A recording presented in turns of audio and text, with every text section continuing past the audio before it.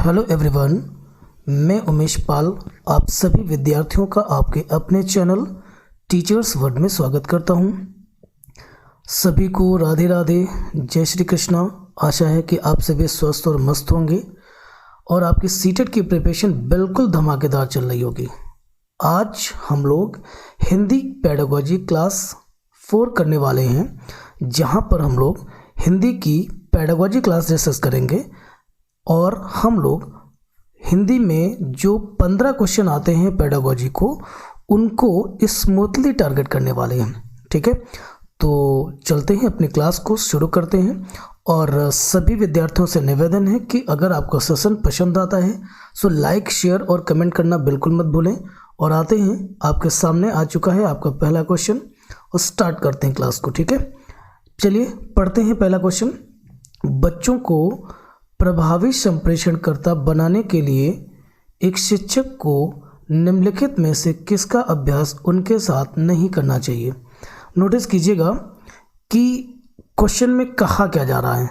CTET की pedagogy में सबसे जो गंभीर बात होती है, जो फोकस करने वाली चीज़ होती है, वो ये होती है कि आप क्वेश्चन को ठीक से पढ़ें और उसे सबसे पहले समझें। कह रहे हैं कि प्रभावी संप्रेषणकर्ता मतलब एक ऐसा इफेक्टिव कम्युनिकेटर उसको बनाना है ताकि उसकी कम्युनिकेशन जो है वो स्ट्रॉन्ग हो, अच्छी हो और बेहतरीन तरीके से भाषा का उपयोग करना जानता हो या सीख सके। तो आते हैं, और करना क्या है कि अध्यापक को उसके साथ क्या नहीं करना है, इस पर ध्यान देना है। तो फर्स्ट ऑप्शन आएंगे, भाषा के प्रयोग के लिए परिवेश उपलब्ध कराना। तो ये तो अध्यापक को करना है और मुझे बताना है जो करना नहीं है। ज्ञान का निर्माण करना व उसे साझा करना, ये भी करना है। सो ऑप्शन सी को देखते हैं, बेहतर प्रदर्शन हेतु भूमिका निर्वाह के लिए संवादों को याद करना। आपको डायलॉग्स बच्चे को याद नहीं करवाने हैं और ना ही तो उसे इस तरीके का कोई टास्क देना है, नहीं तो रटने वाली प्रक्रिया अधिक हो जाएगी बजाय सीखने के, और वो एक बेहतरीन कम्युनिकेटर कभी नहीं बन सकेगा। ठीक है, सो क्वेश्चन नंबर फर्स्ट का सही उत्तर बन जाता है आपका सी ऑप्शन। ओके, उम्मीद है बात समझ में आप सभी को आ गई होगी। अगले क्वेश्चन की ओर हम लोग बढ़ेंगे। पढ़ने की कुशलता में सर्वाधिक महत्वपूर्ण क्या है। मतलब अगर हम चाहें या सोचें कि कोई भी विद्यार्थी पढ़ने में कुशल हो जाए तो उसके लिए सबसे ज़्यादा महत्वपूर्ण क्या होता है। देखिए, पढ़ने के दौरान अगर बच्चा लिपि का ज्ञान रखता है तो लिपि का ज्ञान है तभी तो पढ़ रहा है, तेज गति से पढ़ता है, ये महत्वपूर्ण तो है बट इतना महत्वपूर्ण नहीं है। बाकी ऑप्शंस को ध्यान में रखेंगे हम लोग। शब्द ज्ञान, तो शब्द ज्ञान है तभी तो पढ़ रहा है वो। ठीक है, सबसे ज़्यादा इम्पोर्टेंट है पढ़ने के दौरान उसके अर्थ को समझना, इसलिए पढ़ने की कुशलता में सर्वाधिक महत्वपूर्ण हो जाता है उसका अर्थ। अगले क्वेश्चन पे हम लोग जा रहे हैं। लिखा हुआ है कि जब बच्चे घर और समुदाय से अलग अलग भाषा अनुभवों के साथ विद्यालय में प्रवेश लेते हैं तो शिक्षक को विद्यालय में क्या करना चाहिए। देखिएगा, पहला ऑप्शन पढ़ेंगे, उनकी गृह भाषा की उपेक्षा करना चाहिए। उपेक्षा वर्ड समझते हो आप, मतलब उसका अनादर करना, अनदेखा करना, या उस पर कोई जोर ही नहीं देना, या उसको कक्षा में बिल्कुल भी प्रयोग ना करना। ठीक है, नंबर 2 है अनुदेशन। अनुदेशन होता है इंस्ट्रक्शन। ठीक है, अनुदेशन की भाषा पर ध्यान केंद्रित करना चाहिए, बिल्कुल नहीं है। उनकी गृह भाषा का प्रयोग करना चाहिए। डी ऑप्शन पढ़ते हैं, उनको विद्यालय में घर की भाषा का प्रयोग करने से मना करना चाहिए। तो देखिएगा, क्वेश्चन को हम एक बार फिर पढ़ेंगे। लिख रखे हैं कि जब बच्चे घर और समुदाय से अलग अलग भाषा अनुभवों के साथ विद्यालय में प्रवेश लेते हैं तो शिक्षक को विद्यालय में उनकी भाषा का सम्मान करना चाहिए और उसका प्रयोग करना चाहिए, तभी तो बहुसंसाधन कहलाएगी भाषा।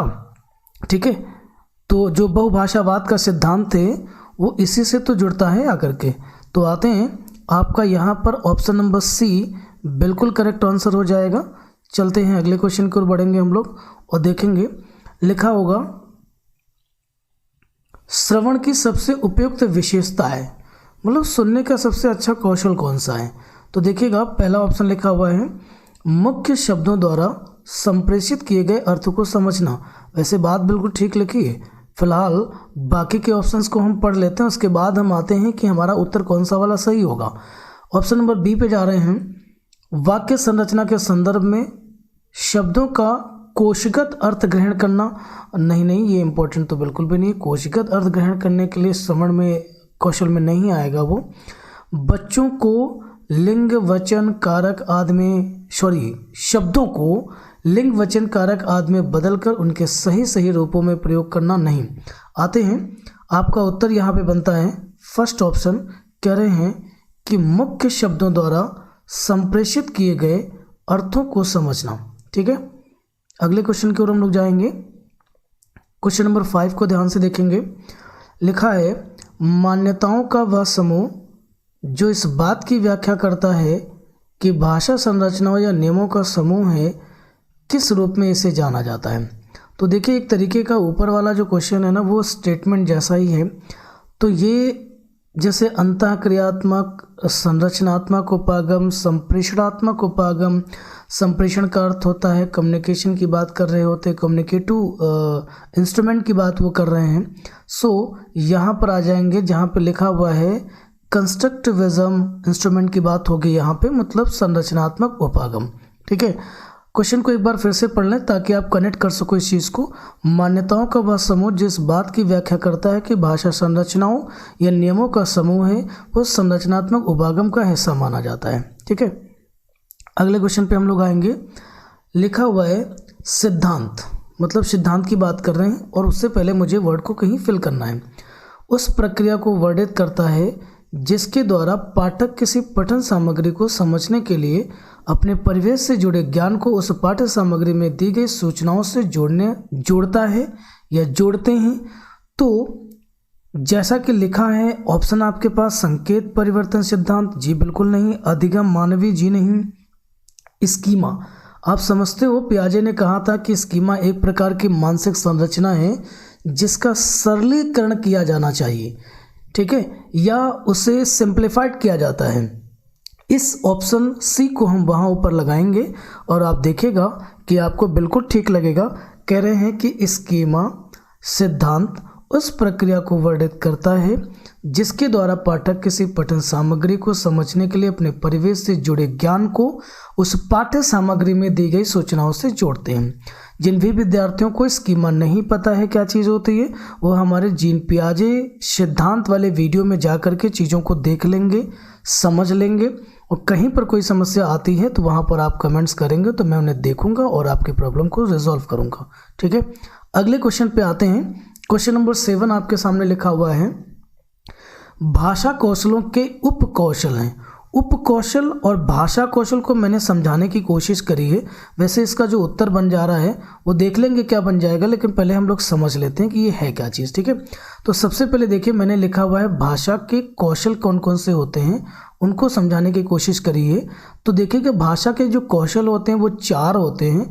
श्रवण कौशल, वचन कौशल, वो वचन लिखा हुआ वो वाचन होना चाहिए था वहाँ पे, पठन कौशल और लेखन कौशल। ठीक है, मतलब ऊपर वाले को हम कहेंगे लिसनिंग, फिर नीचे को स्पीकिंग, रीडिंग एंड राइटिंग। इस सीक्वेंस में ही ये सारे लिखे हुए हैं।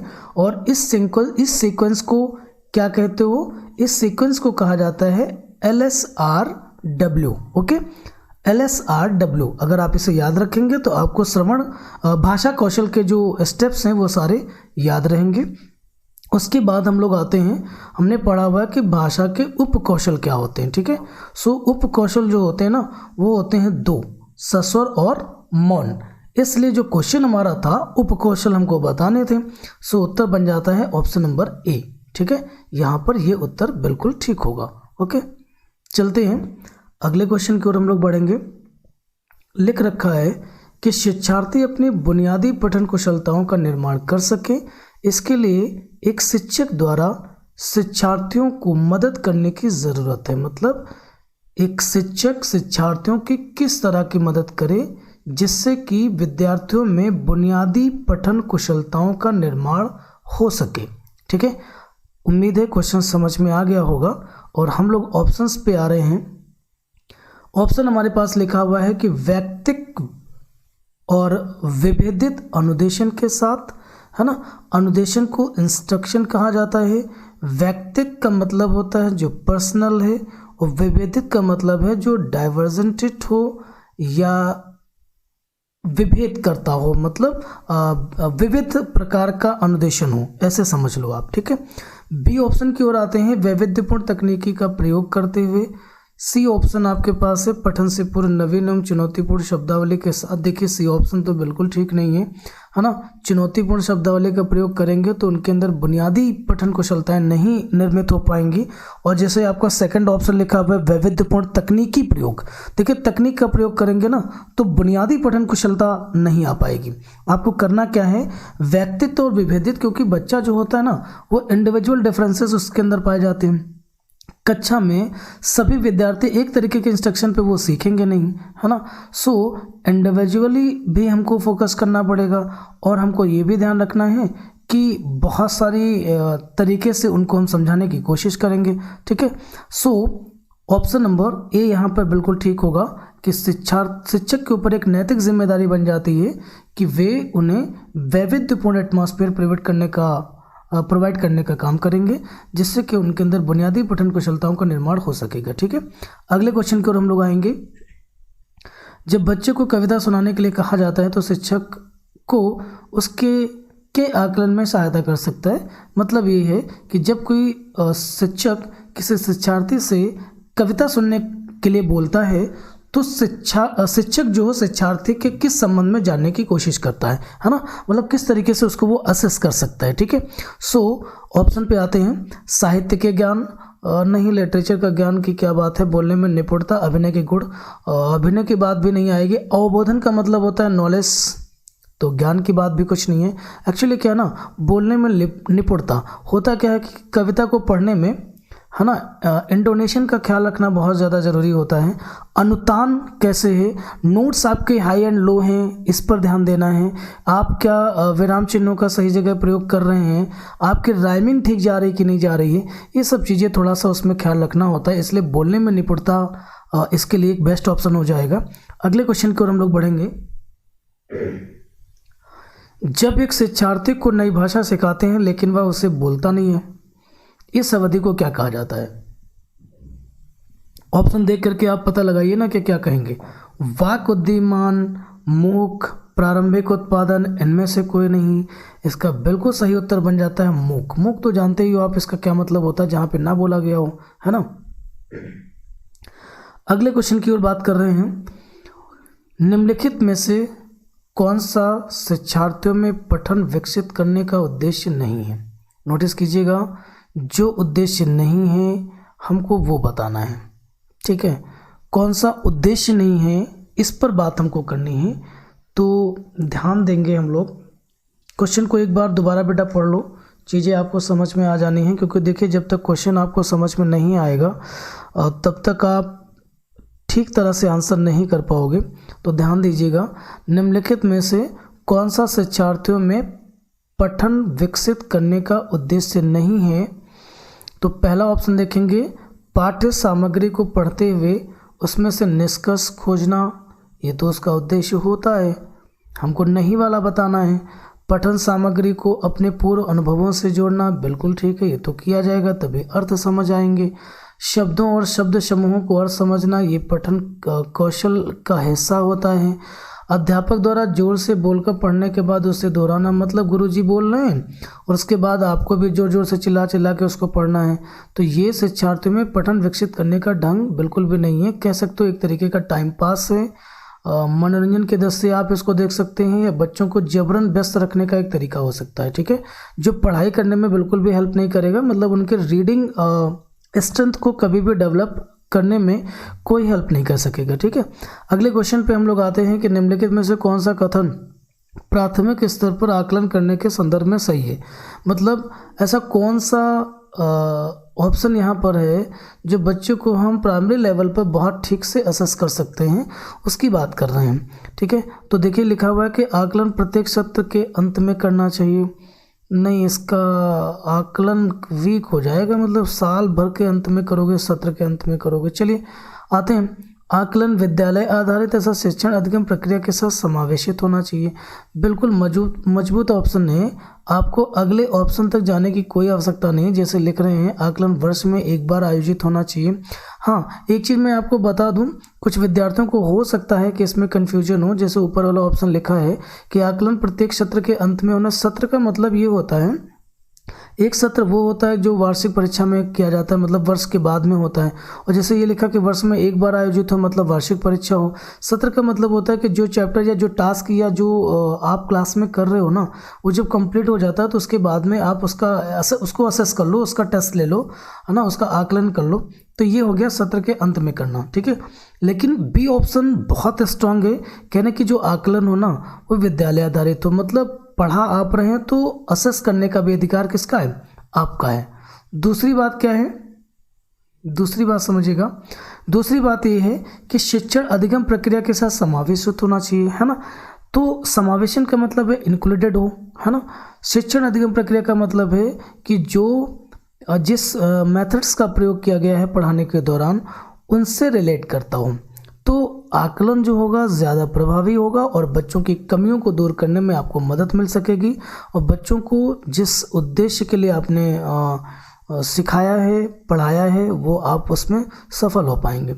अगले क्वेश्चन पे हम लोग जाएंगे। लिखा हुआ है कि निम्नलिखित में से कौन सी कक्षाई प्रक्रियाएं बुनियादी उम्र के बच्चों के लिए विकासात्मक रूप से उपयुक्त है? तो विकासात्मक रूप से उपयुक्त हैं, जैसे लिखा हुआ है कि धीरे धीरे नई अवधारणाओं का परिचय देना, रूटीन में नियमित रूप से बदलाव लाना।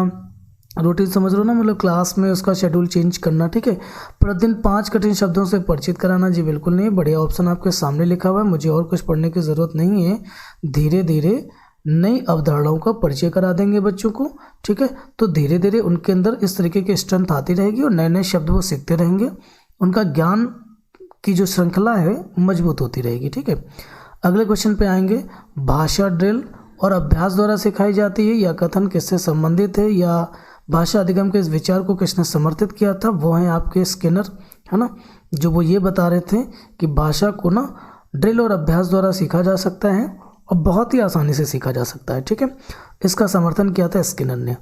अगले क्वेश्चन पे आ गए हैं हम लोग। भाषा आकलन का उद्देश्य नहीं है, मुझे ये बताना है कि कौन सा वाला लैंग्वेज असेस करने का उद्देश्य नहीं है, ठीक है ना। तो आएंगे हम लोग, जानेंगे। लिखा हुआ है कि बच्चों को सीखने में मदद करना, ये तो आकलन का काम होता है कि जहाँ पर बच्चे कमज़ोर सीख रहे होंगे, जहाँ पे उन्हें कठिनाइयाँ महसूस होंगी, वहाँ पर हम लोग उनकी मदद करेंगे, इसीलिए शिक्षक होते हैं। तो बच्चों को सीखने में मदद करना। सेकंड ऑप्शन पे आते हैं कि बच्चों के सीखने के तरीके के बारे में जानना। असेसमेंट का अर्थ ही यही होता है कि अगर कोई बच्चा कहीं पर सीखने में कठिनाई महसूस कर रहा है, उसे हम जान सकेंगे, उसकी कमियों को दूर कर सकेंगे। सी ऑप्शन लिखा हुआ है बच्चों को उत्तीर्ण अनुत्तीर्ण करना, और डी लिखा हुआ है बच्चों को अपनी गति से सीखने के अवसर देना। तो सारे ऑप्शन इसके भैया बढ़िया हैं, जो उद्देश्य रखते हैं, उद्देश्य में भाषा आकलन के उद्देश्य में शामिल होते हैं। जो भाषा आकलन के उद्देश्य में शामिल नहीं होता है वो ये है, बड़ा संकीर्ण सा ऑप्शन लिखा हुआ है ना, जो लिखा है कि बच्चों को उत्तीर्ण अनुत्तीर्ण करना, ये मात्र आकलन का उद्देश्य नहीं होता है। बाकी के जो ऑप्शंस लिखे हैं वो सारे आपके आकलन के उद्देश्य होते हैं, ठीक है। मेरे 15 क्वेश्चन कंप्लीट हो चुके हैं, हम लोग डिस्कस कर चुके हैं 15 क्वेश्चन, और आशा है आप सभी को बहुत ठीक लगा होगा, पढ़ के मज़ा आया होगा, आनंद आया होगा। बहुत स्मूथ तरीके से मैंने आपको समझाया है। अब बिल्कुल भी आप स्ट्रेस्ड मत होइएगा, और हम धीरे धीरे करके आपको सारी पेडागोजी यहाँ पे पढ़ा देंगे, ठीक है। सेशन को लाइक, शेयर और कमेंट करना बिल्कुल मत भूलिएगा। आप सभी स्वस्थ और मस्त रहिए। आज की क्लास हम यहीं पर वाइंड अप करेंगे। Thank you so much.